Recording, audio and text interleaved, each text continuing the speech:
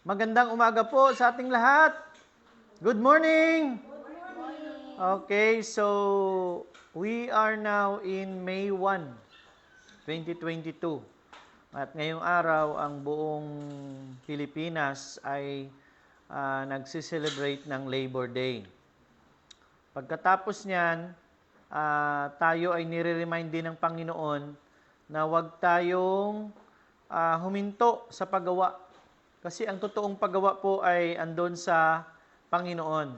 Pag tayo ay nagle-labor para mag-harvest ng mga kaluluwa para sa Panginoon. Ay sabi nga ng Panginoon, marami ang i-harvest, pero kukunti lang yung mag-harvest. So ngayong araw, titingnan natin yung tutulong. Aalamin natin ang tutulong sa atin para mag-harvest. Kasi gusto kong malaman na nating lahat dito sa BCF Purity na ang banal na espiritu ang siyang nagbibigay ng power. Everybody say power. Power. Ito yung nagbibigay ng power sa ating lahat para gawin ang kagustuhan ng Diyos sa buhay. Topic natin ngayon ay Know the Holy Spirit. Alamin natin kung sino ba ang banal na espiritu. Ang banal na espiritu ay nagbibigay ng kapangyarihan sa mga mananampalataya. At ang mga mananampalataya ito ay tinatawag nating simbahan. Ano ba ang tawag sa gawa ng banal na espiritu sa buhay ng bawat mananampalataya? For example, kahapon ay napagtagumpayan kasama ang Panginoon ang 7th wave ng reaching out natin doon sa Lake Cebu. Marami tayong napatanggap kay Jesus at higit sa lahat, maraming tao ang nabuksan ang kanilang mga mata. Sabi nga ng salita, pag nalaman mo ang katotohanan, ito ang magbibigay sa iyo ng kalayaan. Kalayaan na patawarin niyo iyong sarili. Kalayaan na kung saan tanggapin ang Panginoon na siyang iyong Diyos at tagapagligtas. Palakpakan natin ang Panginoon. Sige pa po, lakasan natin yung ating palakpak.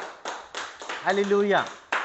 Now, ang sabi ng salita sa Acts 1:8, ngunit pagdating ng banal na Espiritu sa inyo, bibigyan niya kayo ng kapangyarihan. Bibigyan niya kayo ng at ipapahayag ninyo ang mga bagay tungkol sa akin mula rito sa Jerusalem hanggang sa buong Judea at Samaria at hanggang sa buong mundo. Ako po ay nagpapasalamat kahapon dahil ako ay naging saksi, witness sa nangyari na kung saan ang banal na espiritu ang siyang nagbibigay ng kapangyarihan. Kaya nga sabi niya nga, pagtanggap mo ng kapangyarihan, ikaw ay aking magiging saksi. Hallelujah. Or magiging witness sa ibang bansa. Ang nabanggit mo dyan ay Judea, Samaria, at maging sa buong mundo. Tayo po ay andito sa Baridos, Burok Bayanihan. Inaasahan po ng Panginoon na tayo ay magiging witness na kung saan tayo inilagay ng Panginoon. So, sinisigurado ng Panginoon na ang kanyang gawain, kaya nga kanina yung topic natin, Great Commission. Sinisigurado ng Panginoon na ang kanyang gawain ay talagang magaganap dahil bibigyan niya ng kapangyarihan ang kanyang mga harvester. Pakisabi sa katabi mo, ikaw yon. So sabi niya naman sa John 14:12, sinasabi ko sa inyo ang totoo, ang sumasampalataya sa akin ay makagagawa rin ng mga ginagawa ko, at higit pa rito ang magagawa niya dahil pupunta ako sa Ama. Ito ang promesa ni Jesus sa ating lahat. Ito ang kanyang pangako na tayo ay hindi niya iiwanan. Tayo ay bibigyan niya ng kapangyarihan para gawin ang kanyang gawain dito sa lupa. So ngayon, kahapon, nakita ko po ang kapangyarihan ng Panginoon sa buhay nating mga sumusunod sa Kanya. Maraming tao ang tumanggap, mayroong umiyak, maraming nagpasalamat dahil kakaiba ang kanilang narinig. Kakaiba ang kanilang naramdaman. Dahil sa makapangyarihang salita na kung saan ginamit ang ating pastora, Senior Pastor Marlene Jubero, para i-deliver ang salita ng katotohanan sa tuktok ng mundok ng Lake Cebu.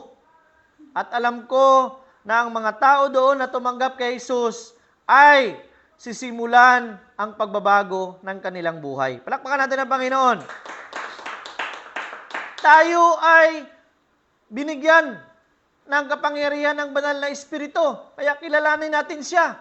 Siya ay nasa sa loob na natin. At siya ang siyang nagbibigay ng kapangyarihan kung bakit tayo nakakapagsalita ng katotohanan.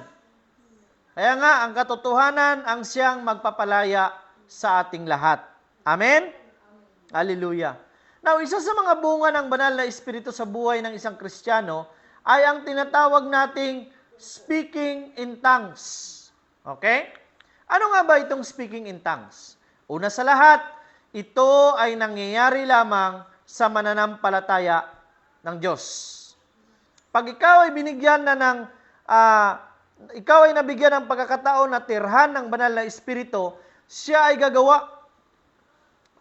At ako po ay, as a testimony, ang una ko pong ginagawa, pag ako ay gustong ma-eksperyensya ang kapangyarihan ng banal na Espiritu at maramdaman ko ang kanyang presensya, iniisip ko po ang lahat ng mga magagandang bagay na ginawa ng Diyos sa buhay ko. Habang ako'y nakapikit, inaalala ko ang lahat ng kanyang mga promesa at yan po ay ang kanyang salita. At pagkatapos nito, pinupuno ko ng pasalamat ang aking puso at ang aking isipan. Ako ay nag-i-enjoy na.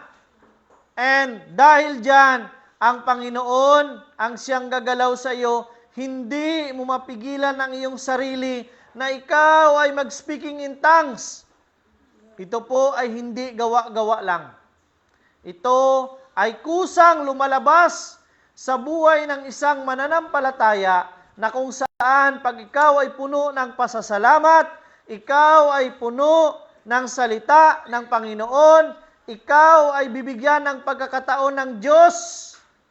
Ang tawag nito ay ang na siya ay andyan. Na tayo ay bibigyan ng kapangyarihan. Ang tawag po dyan ay anointing. Hallelujah!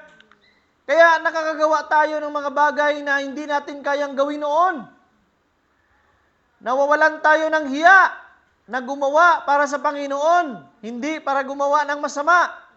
Kaya lumalabas tayo sa mundo. Pinapakita natin yung ating sarili. Sinishare natin yung ating mga testimony. Yung mga buhay natin noon at ang mga buhay natin ngayon. Dahil kay Jesus, tayo ay nagbago. Palakpakan natin ang Panginoon. Tayo ay piniprepare ng Panginoon.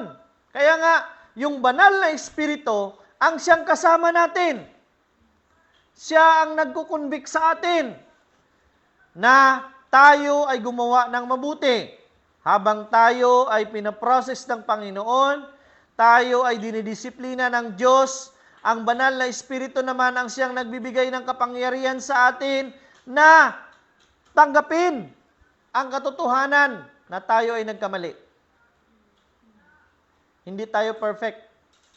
Pero ang Diyos, ang siyang perfect, na siyang magbibigay sa atin ng lakas para tanggapin ang katotohanan. At siya mismo, ang siyang magbibigay sa atin ng kapangyarihan na mapagtagumpayan ang ating mga hindi kanais-nais na ginagawa sa buhay. Hallelujah. Kahapon, nag-share ng testimony ang ating mga young people. Andyan yung addiction sa ML. Andyan yung homosexuality. Andyan yung fornication. meron ang dahil sa Diyos. Pag sinabi nating dahil sa Diyos, dahil ang Espiritu Santo ay andyan na sa atin, nagbago yung buhay natin. Amen? Yan po ang gawain ng Banal na Espiritu sa ating mga buhay. Tayo ay nabibigyan ng kapangyarihan. Kaya nga, in Philippians 4:13, sabi niya, kaya kong harapin ang kahit anong kalagayan sa pamamagitan ng tulong ni Kristo na nagpapatatag sa akin. Wala tayong magagawa kung wala ang Diyos. Hindi magbabago yung buhay natin sa sarili nating pagsusumikap. Pero pag ang Diyos ang siyang gumawa, talagang mayroong magbabago. Una yan, yung buhay mo. Bibigyan ka ng lakas ng Panginoon. Kaya nga, isa sa mga requirements ay ihiwalay mo ang sarili mo sa mundo. Kung sino man yung kasama mo, ay siyang magiging influence mo. Ano nga yung sayings? Tell me who your friends are, and I will tell you who you are. Kaya tayo ay nagpa-participate sa gawain ng Diyos. Dahil gusto natin maging kagaya tayo ng Diyos. Sabi niya nga, pag ikaw ay nag-participate sa aking misyon, ikaw ay bibigyan ko ng komisyon. Ikaw ay babakapan ko ng kapangyarihan. Kaya nga, masasabi natin, sa pamamagitan, sa tulong ni Kristo, nagagawa nating magsalita sa harap ng ibang tao na hindi tayo nahihiya. Hindi natin ikinahihiya kung sino tayo noon. Mas ikinahihiya natin pag tayo ay hindi nagbago. Dahil sa Diyos, ang buhay natin noon ay kahiya-hiya. Ngayon, binigyan ng pagkakataon ng Diyos na magiging kaaya-aya dahil sa banal na Espiritu na siyang tumutulong sa atin para baguhin tayo ng Diyos. Palakpakan po natin ang Panginoon. Si Kristo ang banal na Espiritu. Kaya, si Kristo ang banal na Espiritu na siyang andyan sa mga buhay natin, na siyang nagbibigay ng kapangyarihan. Isa lang naman ang dala niya sa buhay natin, kapangyarihan. Kaya kung gusto mong malaman kung sino ang banal na Espiritu, siya ang kapangyarihan na nasa loob-loob mo. Hallelujah! So, tayo ay pinaghaharian na ng Diyos. Siya na ang nagmamayari sa atin. Kaya siya ang gumagalaw sa buhay natin. Natutunan nating hindi gawin yung mga kasalanan na ginagawa natin dahil sa kapangyarihan ng banal na Espiritu sa buhay natin. Hallelujah! So tayo ay mayroong mga iba't ibang pamilya. Minsan nahihirapan tayo na mag-share sa ating mga family kasi wala tayong lakas. Pero ang sabi ng Panginoon, hingi ka ng tulong sa akin. Ano nga ang sabi ng salita? Ask and it will be given. Seek and you are going to find. Knock and the doors will be open. Hindi tayo nagkakaroon kasi hindi tayo humihingi. Sabi ng salita, tawagin mo ang banal na Espiritu. Kung ikaw ay nawawalan na ng pag-asa, tumawag ka sa banal na Espiritu dahil bibigyan ka niya ng pag-asa. Kung ikaw ay nawawalan ng lakas, tumawag ka sa banal na Espiritu at ikaw ay bibigyan niya ng lakas. Ito ay hindi nakikita, pero ito ay nai-experience. At ang mga mananampalataya lamang sa Diyos ang siyang nakaka-experience nito. Ito ang power nating mga believers. Ang Holy Spirit, siya ang power natin na andyan sa kaloob-looban natin. Kailangan nating malaman na bago tayo bibigyan ng kapangyarihan ay may gagawin tayo. Ano ba ang dapat nating gawin? Hallelujah! Ang dapat nating gawin ay tanggapin muna si Jesus bilang ating Diyos at tagapagligtas. Dahil sa pagtanggap natin sa kay Jesus, kalakip nito ang banal na Espiritu na siyang maninirahan sa atin. That is the Holy Spirit na siyang maninirahan sa atin. Kaya nga, sabi ng salita kanina, pag tinanggap nyo ang banal na Espiritu, magiging makapangyarihan kayo. Hallelujah. Alam nyo noon, nung ako'y isang teacher ako'y isang teacher, pero hindi pa talaga ako born again. Nang tinanggap ko si Jesus bilang aking Diyos at tagapagligtas, even mag-pray, unang-una pa lang, nahihiya ako. Teacher na ako ha. Nahihiya ako dahil hindi ko alam kung paano manalangin. Pero habang ako'y nagpa-undergo sa process, ako ay dinisiplina ng Panginoon, maraming beses akong nag-attend ng mga fellowship at training, ako ay tumubo sa aking spiritual na buhay. At ngayon po, for the glory of God, ako na ay ginagamit na manalangin in an instant basis. Alam niyo po yung instant basis? Yung mga walang assign na mag-pray, ikaw ang tinatawag. Akala ko noon sa panahon lang ni Marcos yung martial law. Pero meron palang martial law pag walang naka-assign ng prayer. Pwede ba ikaw mag-pray? At dahil ikaw ay tinirhanan ng banal na Espiritu, ikaw ay nabibigyan ng lakas at kapangyarihan na manalangin. Ang kagandahan nito ay ang iyong pinapanalangin ay ang kanyang sinasabi. Ano ba ang kanyang sinasabi? Ang kanyang salita, ang Bible. Kaya kung gusto nyong manalangin ng powerful, gamitin nyo ang salita. Hallelujah. Ang banal na Espiritu ay walang boses. Pero ang salita ng Diyos, pag pinalabas mo sa bunganga mo, ay magkakaroon ng boses. Kaya nga, ang sabi ng Panginoon, ang mundo ay madilim. Ang sabi niya, let there be light. At nagkaroon ng liwanag. Ganon din ang buhay natin. Kung gusto mo magkaroon ng pagbabago ang buhay mo, sabihin mo, let there be change. At magkakaroon ng pagbabago ang buhay mo. Hallelujah! Palakpakan natin ang Panginoon. Sige pa, lakasan pa natin. So, ang gawin lang natin, i-increase yung knowledge natin sa Diyos. Kasi hindi tayo magkakaroon ng tiwala sa Panginoon pag kulang ang ating pagkilala sa Kanya. Amen? Tayo ay nagtitiwala, kaya tayo ay nagpipray. Nakikita ba natin ang Diyos? Hindi. Pero tayo ay nagtitiwala sa Kanya. Bakit? Dahil narinig natin sa kapwa natin mga Kristiyano na nagpapapatuo sa Panginoon na Siya ay buhay. Narinig natin na pinagaling ng Diyos ang mga may sakit. Hallelujah! Narinig natin na sila ay nagtestimony na ang kanilang buhay noon ay wasak kung paano binuo ng Panginoon para ipakilala na Siya ay buhay sa mga taong tumatawag sa Kanya. Palakpakan natin ang Panginoon. Alam nyo kasi, ang buhay ni Jesus dito sa lupa is simple lang naman noon. Pero, na-remember nyo, hindi pa siya naging makapangyarihan. Hallelujah!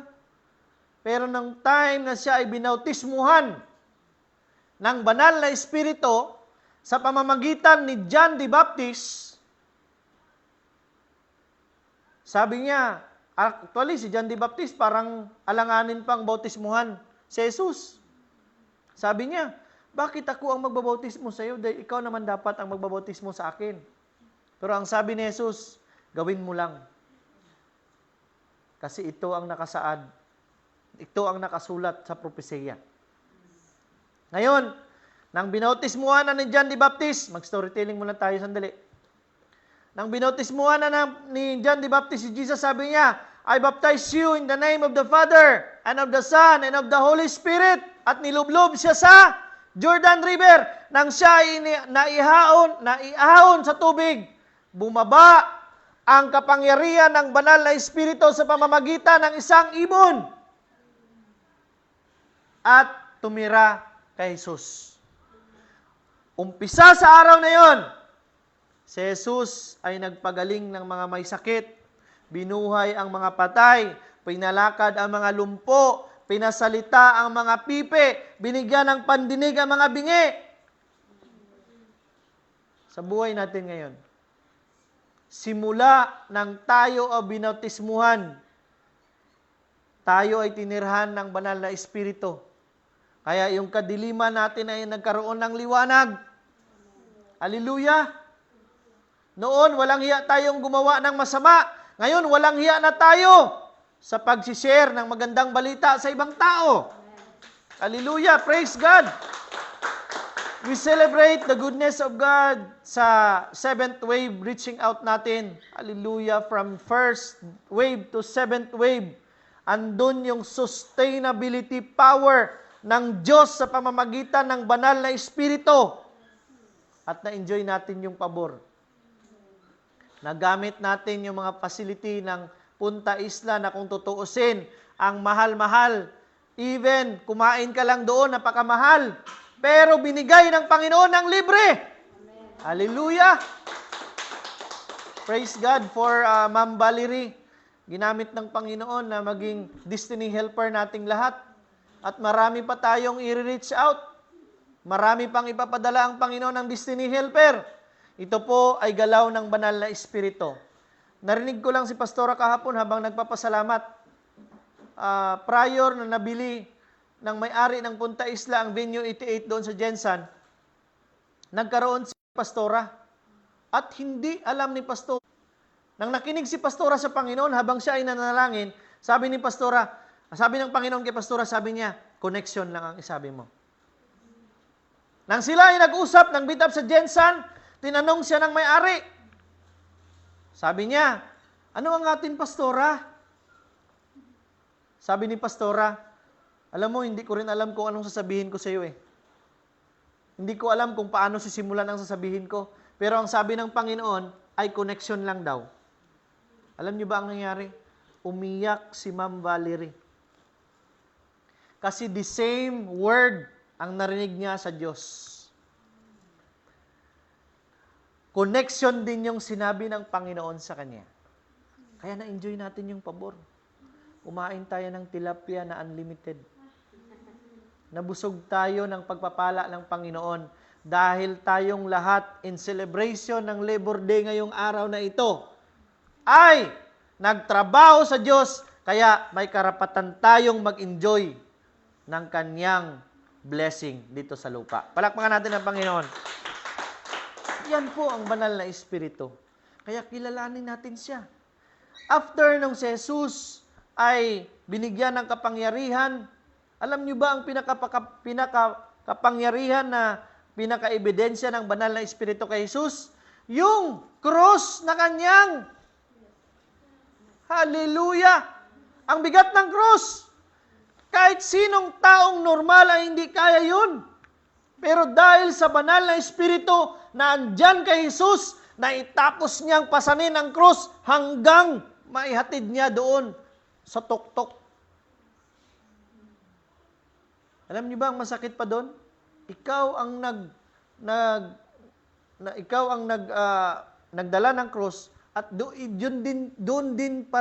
ka din pala ipapako. Hallelujah! Hindi gawain ng normal na tao yun. Gawain ng Diyos yun. Yun ang banal na Espiritu. Andun sa kay Jesus. Hallelujah! Naitapos niya ang misyon. Naitapos niya ang misyon. Tayo ay hindi pa natatapos ang ating misyon. Patuloy tayong nagmimisyon dito sa lupa. Ang kagandahan lang nito, kasama natin ang banal na Espiritu. Kasama ni Jesus noon, kasama natin ngayon. Anong kapangyarihan ni Jesus noon? Ganon din kapangyarihan na meron tayo ngayon. At alam nyo ba, na yung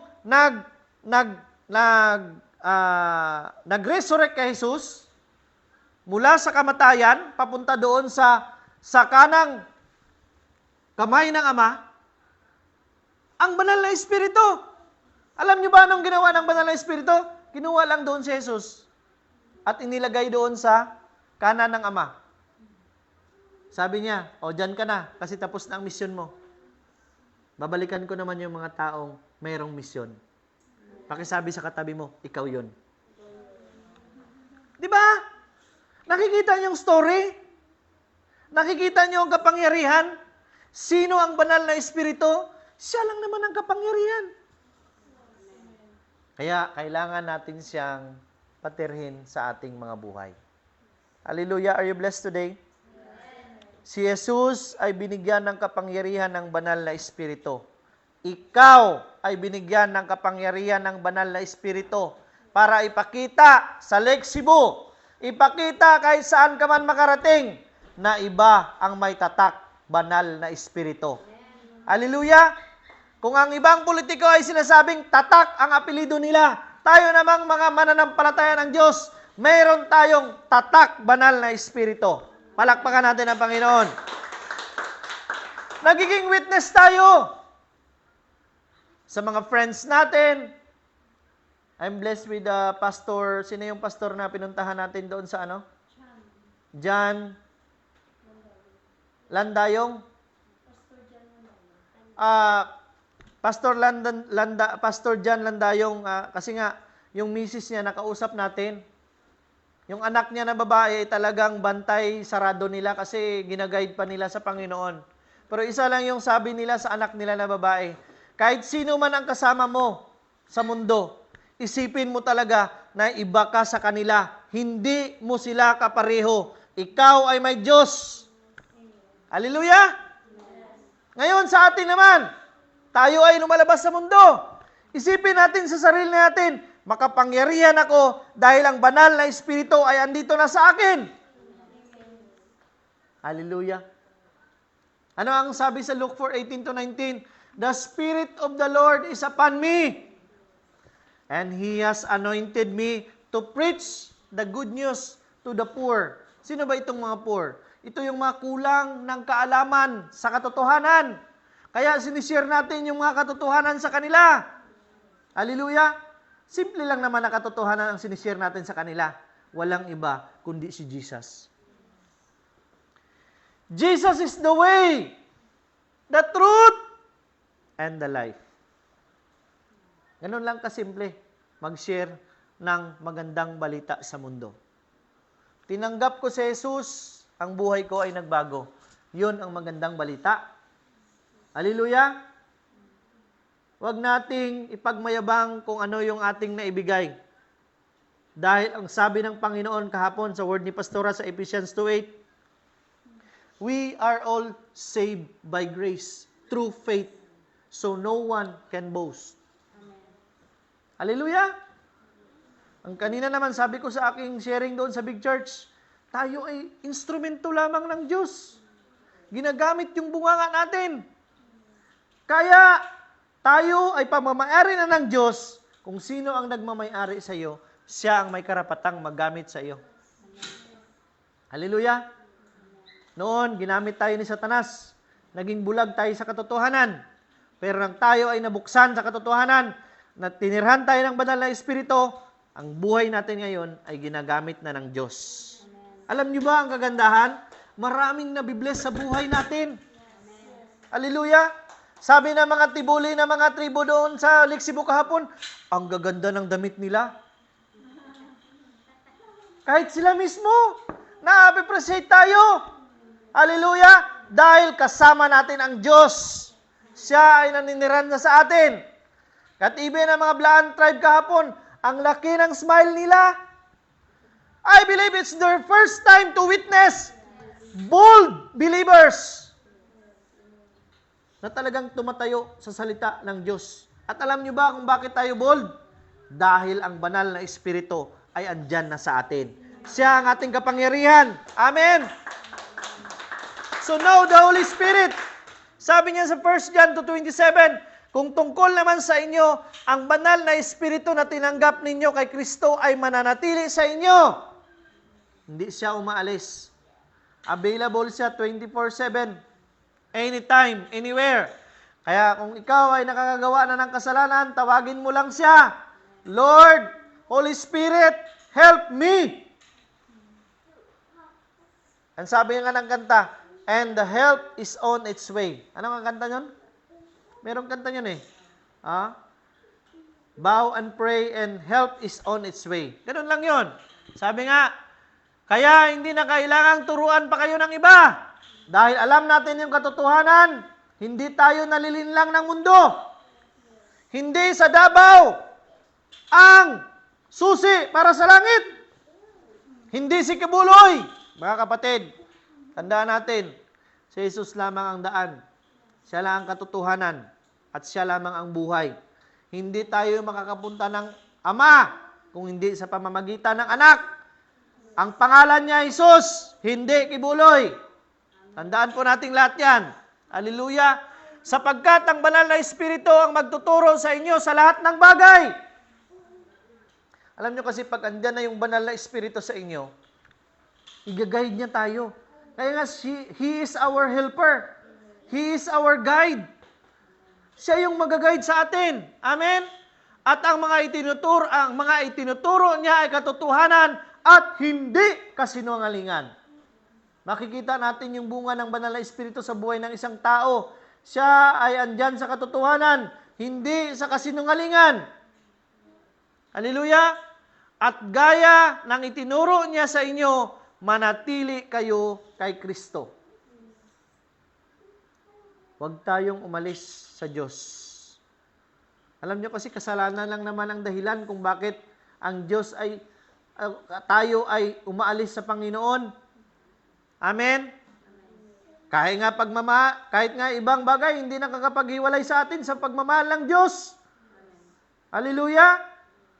Minsan, tinatanong natin ang Panginoon, Panginoon, asan ka?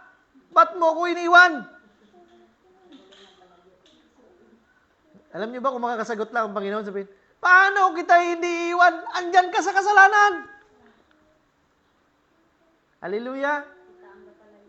Tayo ang lumalayo sa Panginoon, tapos sabihin natin, asan ka, Panginoon? Are you blessed today? Amen. So, ngayong araw, salamat sa topic na ito. Know the Holy Spirit. Alamin natin kung sino ang banal na Espiritu. Kaya nga, habang ako'y nagdadrive papunta pabalik dito sa ating service na ito, galing sa Big Church, Lord, salamat. I am really blessed. Kasi kilala ko kung sino ka. Alam ko kung sino ang Diyos ko. Hindi yung Diyos ko na ekspresyon ng ibang tao ay Diyos ko. Are you blessed today? So hopefully, this topic nakakapagbibigay. Yung speaking in tongues, kailangan nating i-exercise yun every day. Kusa po yun. Ang speaking in tongues, yun ang language ng langit.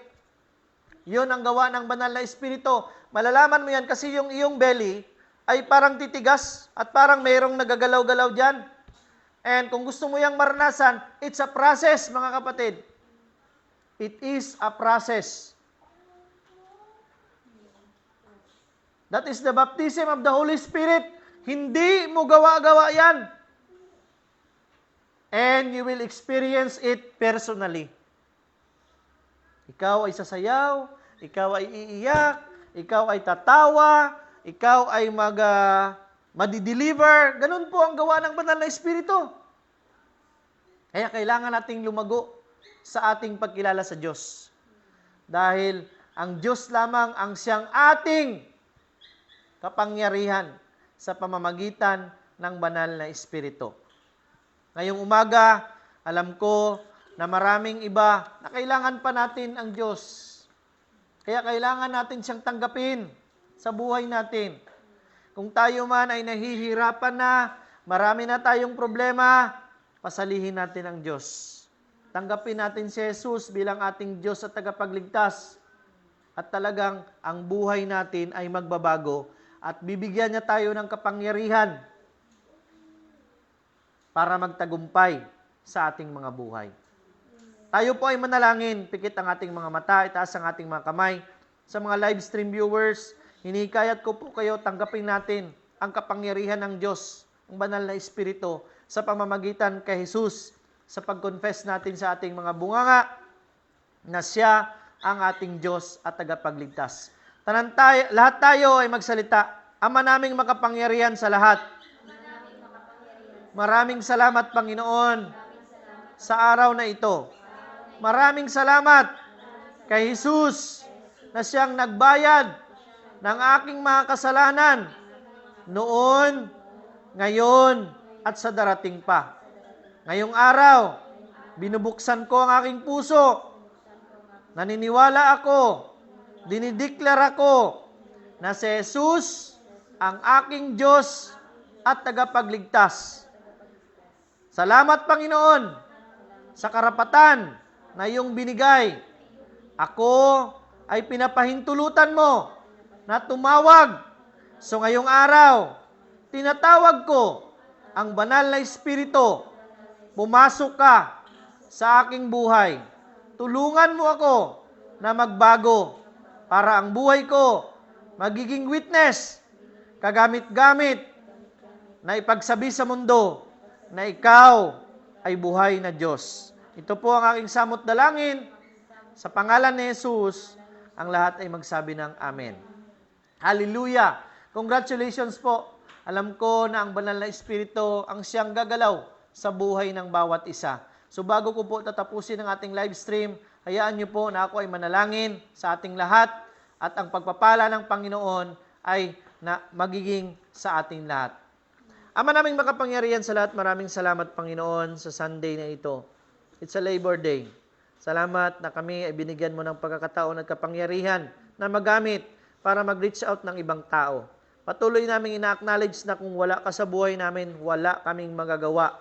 Pero dahil sa banal na Espiritu na siyang tumutulong sa amin ang totoong kapangyarihan na kami ay nakakagawa ng mga bagay na kung titingnan namin ay mahirap, pero dahil sa inyo, naging madali.